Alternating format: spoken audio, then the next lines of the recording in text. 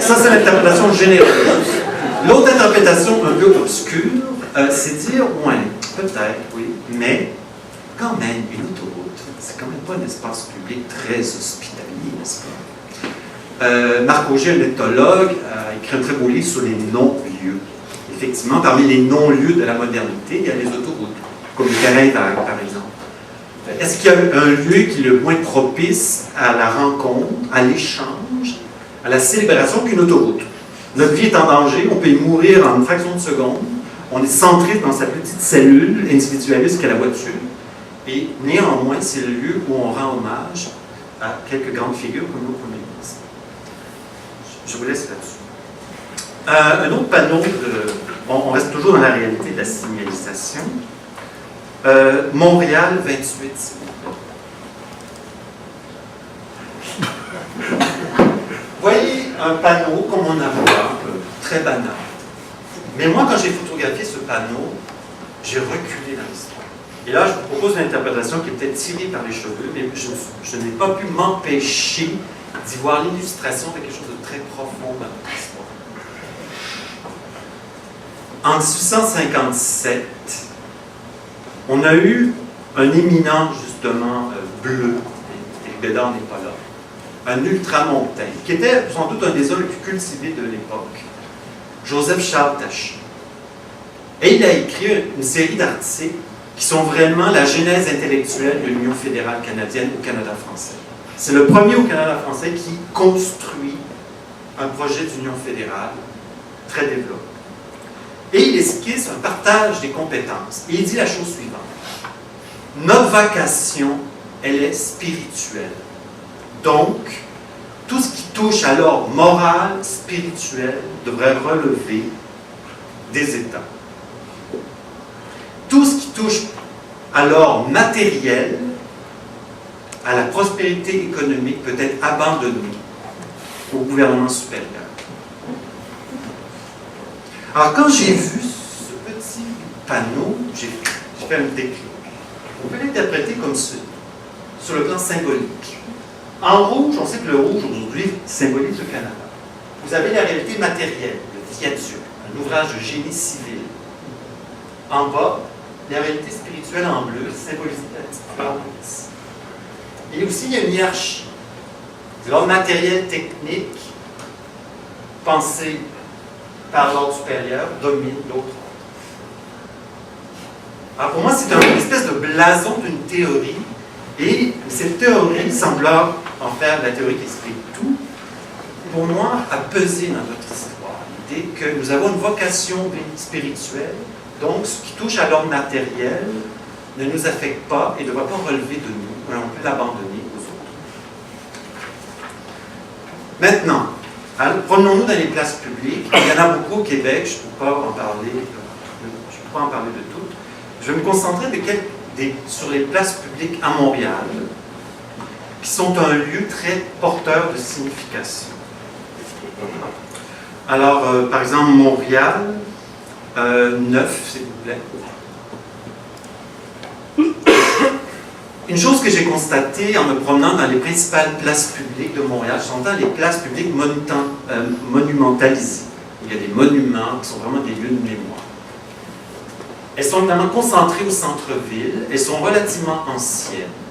Et ce que je constate, c'est que ces places publiques sont dédiées à la célébration du régime canadien, généralement, et à la célébration de la monarchie. C'est ce qui transpire des principales places publiques de Montréal, celle du Square Philippe, consacrée à Édouard VII, le Square Victoria à la Reine Victoria. Vous avez la place du Dominion, qui est devenue la place du Canada, elle est consacrée au père fondateur, M. McDonald. Vous avez le Square Dorchester. Et vous avez d'autres monuments, comme le monument de Sir George Etienne Cartier, qui est au parc du Mont-Royal. Et alors, quand vous regardez l'ensemble de ces monuments, j'observe plusieurs choses. Ils célèbrent généralement le monarque, grand bienfaiteur, dispensateur de lumière et de paix. Ensuite, souvent, il y a un message différent, suivant que les inscriptions sont en anglais et en français. En anglais, souvent, on célèbre les citoyens qui prennent l'initiative d'ériger un monument. En français, par exemple, sur le monument d'Édouard VII, c'est les Canadiens reconnaissant au roi pacificateur. Et en dessous, vous avez une espèce d'ange qui engendre une inscription Conscientia liberata, conscience libérée, sur le monde de quoi. En fait, ce qui se dégage des places publiques montréalaises, c'est que oui, il y a quelque chose comme un peuple qu'on appelle canadien, monarchique, heureux de cette domination monarchique et infiniment reconnaissant au souverain régnant. Il y a certes une exception. Il y a une place qui tranche, mais en fait, il n'est pas une place, qui est une espèce de non-lieu. C'est le monument au pied au courant, mais qui n'apparaît pas sur les cartes. Cherchez il n'y a pas de place pied au courant sur les cartes. Vous pouvez mettre la 41, s'il vous plaît. Et quand vous arrivez au lieu, vous entrez dans un monde festif. Trouvez votre pastille de goût, la sac. Alors, évidemment, c'est un message qui n'a rien à voir avec un monument, par ailleurs, assez beau, funèbre, dépouillé, mais qui est annoncé nulle part et qu'on trouve un peu par hasard. Et d'ailleurs, on peut le mettre à l'écran, à 45. Donc, ce monument qui dit dans son inscription patriote, vaincu dans la lutte, mais triomphant dans l'histoire.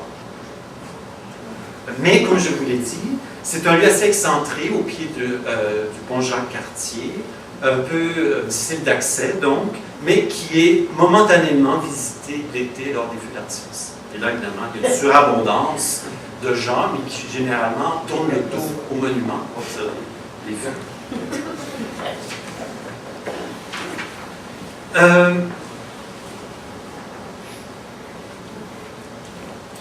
Autre diapositive, que c'est là où vous pouvez l'imaginer facilement, le château Frontenac. Là, j'entre dans la ville de Québec. Une chose qu'on observe dans l'architecture de la ville de Québec, mais ce n'est pas exclusif à Québec, c'est une espèce de style châteauesque. On fait beaucoup de châteaux. On en a fait bien sûr par le château Frontenac, on en a fait par le manège militaire. Même l'édifice du ministère des Finances évoque les châteaux de la Loire. Plusieurs donc de ces bâtiments ont un style châteauesque. On trouve ça également à Montréal, on le trouve dans la gare Vigier. Il y a plusieurs manèges militaires au Québec, il y a celui de Trois-Rivières, je ne sais pas si la Colombie ou pas, mais il figure dans les livres d'archives. Bref, cette architecture s'est développée un peu partout au Québec et même ailleurs au Canada. Le CP a créé ces châteaux qui sont des hôtels somptueux pour accueillir les voyageurs fortunés. Alors, pourquoi cette architecture s'est développée? Alors, je vous soumets deux interprétations. La première est relative au régime canadien. Le régime se fonde comme une monarchie, est vu comme une monarchie par les fondateurs. Mais c'est une monarchie bidon. Il n'y a pas de monarque en résidence, il n'y a pas de dynastie nationale, il n'y a pas d'aristocratie terrienne. Mais on se persuade de l'excellence de la monarchie anglaise qu'on essaie de transplanter pour faire contrepoids à la méchante République américaine. Alors, cette architecture châteauesque est très utile du point de vue imaginaire des élites. Elle permet de représenter le Canada comme une monarchie et d'en célébrer les vertus dans un style pompeux, grandiose, démesuré. Les châteaux de la Loire sont beaucoup plus petits que le château de Frontenac. Et qui convient donc aussi aux auteurs de cette bourgeoisie industrielle qui veut montrer ce dont est le Canada. Deuxième interprétation, c'est qu'à Québec, les architectes qui vont faire cette architecture châteauesque vont renvoyer au château français. Et mon hypothèse, c'est que le tout se passe dans les années 1880 et 1890, c'est que c'est une façon de faire entrer le Canada français dans le régime.